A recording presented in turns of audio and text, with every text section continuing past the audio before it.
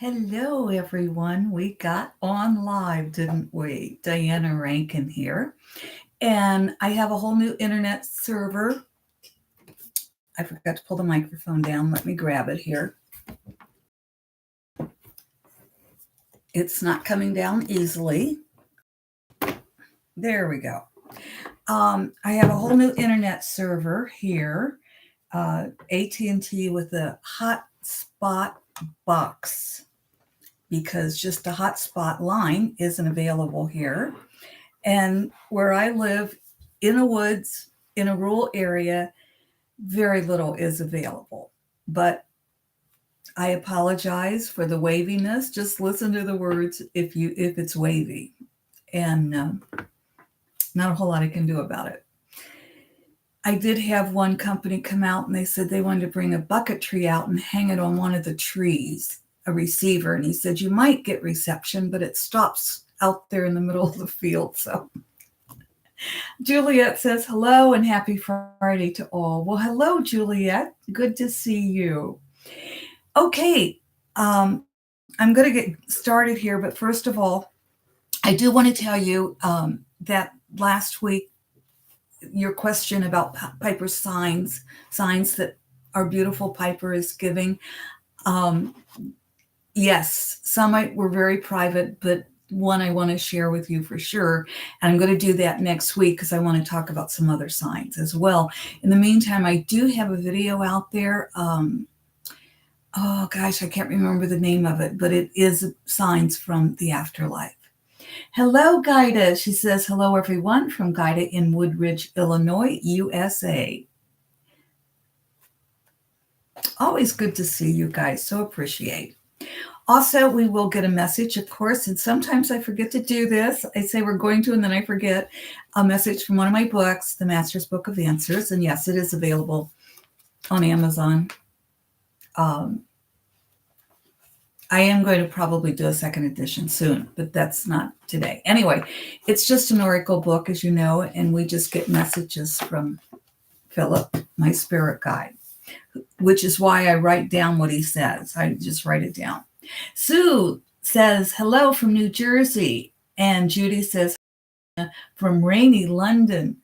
Well, I don't know if you can see out my window there, but we are having an absolutely beautiful day. It's sunny and it's in the high 70s. T-shirt still weather. Actually, we've had some really warm weather for October already and late September, and we are in a drought. We've had very little rain, so that's probably not a good thing. But selfishly, it's nice. But we do need the rain. So, Judy, send us some rain. We'll send you the sunshine. By the way, I love London. Haven't been there for a while, but every time I've been there, I've met some absolutely wonderful people and have really enjoyed myself. And I want to say the theater in London, the first time I was there, really, it's totally different. Not the acting, but the audience. It's totally different than here in the States. And I like London. It was more, I guess, casual. And I met some great people. So anyway, here we go. The question came from one of you. And the question is, how did the first star come to be? How did the first star come to be? Interesting question. And I think Phillip will answer that. Here's what he says. Science has answered this question. However, we do not believe the one who brings forth this question are willing to hear the scientific answer. They are wishing you to say God. We will address both.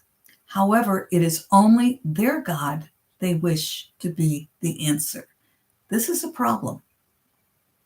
Throughout history, there have been thousands of gods worshiped. There have also been thousands of goddesses, spirits, and energy of the divine believed to be the only true divine one. Certainly, not all who worship a god do or have felt the need to convert all others to their faith. We ask why. Is it necessary at this point? We state it is not our. It is necessary at this point that we state it is not our intention with our words to convert anyone to our path or belief. Each must follow their own path, and each person must learn of their own belief that is right for them. I added that last part, that is right for them.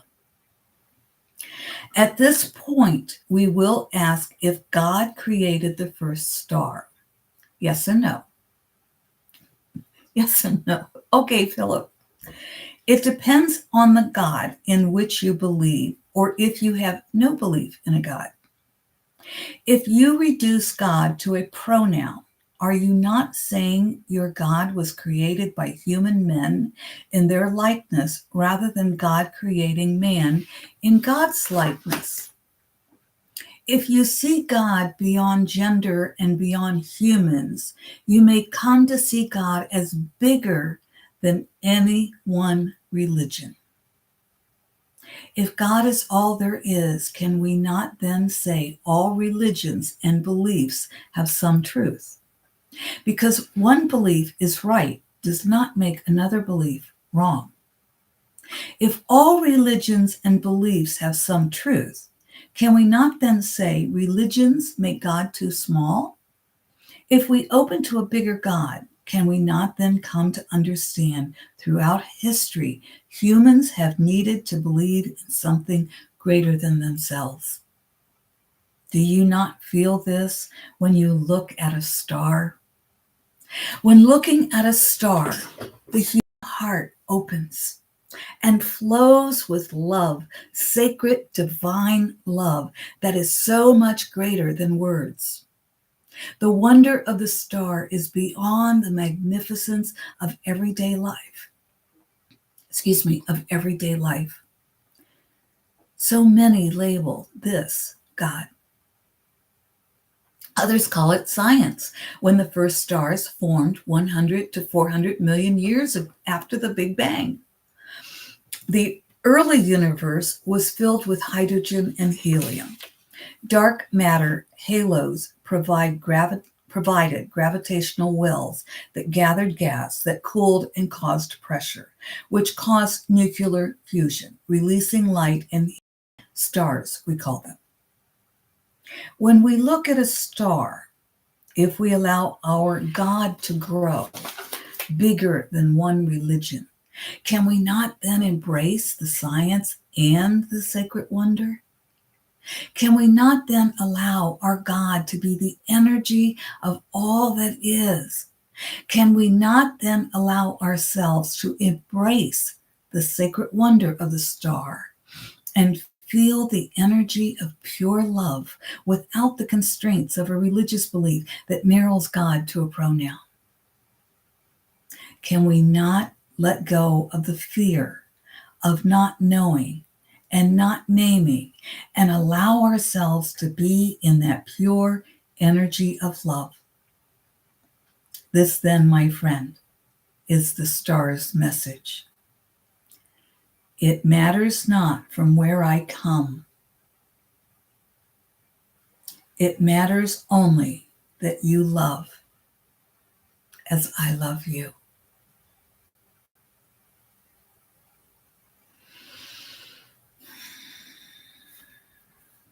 Well,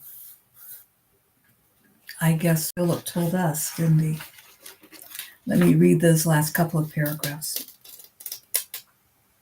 When we look at a star, if we allow our God to grow bigger than one religion, can we not then embrace the science and sacred wonder? Can we not then allow our God to be the energy of all that is? Can we not then allow ourselves to embrace the sacred wonder of the star and feel the energy of pure love without the constraints of a religious belief that narrows God to a pronoun? Can we not let go of the fear of not knowing and not naming and allow ourselves to be in that pure energy of love? This then, my friend, is the star's message. It matters not from where I came. It matters only that you love as I love you. Well, there we go, my friend.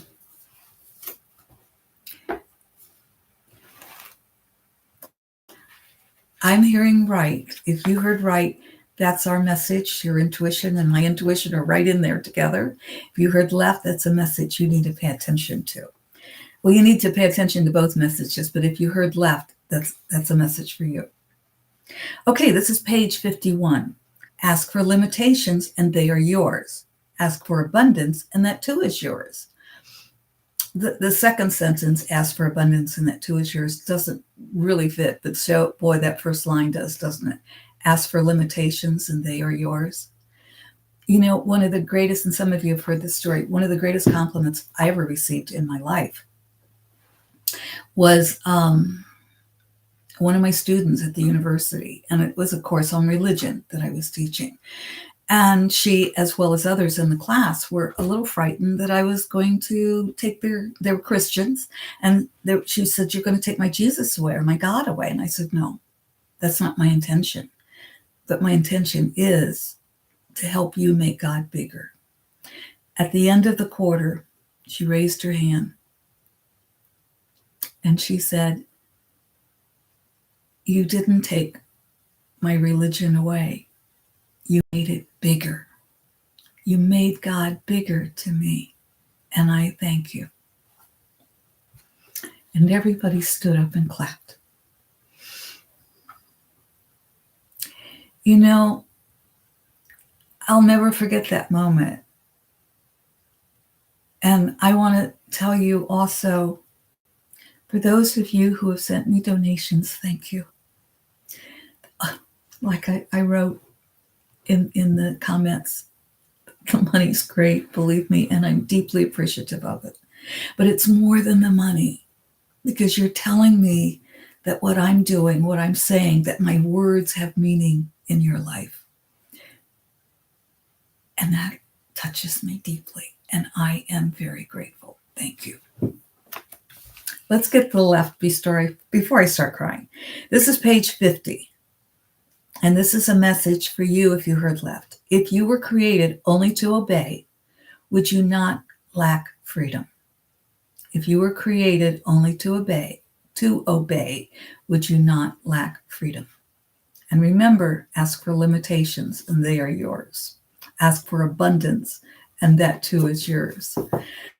Make it an abundant universe, spirit, the all, God, whatever word you use, and make it about love.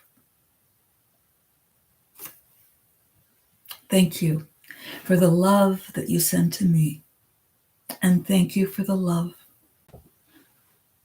that you receive, and thank you for the love that you're sending out into our world. It's not easy right now. I look back at my life and I see other times it hasn't been easy, but we got through it. And we're going to get through these times. And for those of you from other countries, thank you for your holding the U.S. And for all of us, thank you for holding Palestine, Gaza, the Gaza Strip, Jerusalem, Russia, Ukraine. Anywhere there's discomfort, anywhere there's war, thank you for helping us all create a peaceful and loving world where whatever religion or spiritual belief we believe in is acceptable for us. Thank you, my friends. I love you. See you next week. And I hope the internet keeps, once the leaves are down, the internet should get a little bit better. Love you. Bye for now.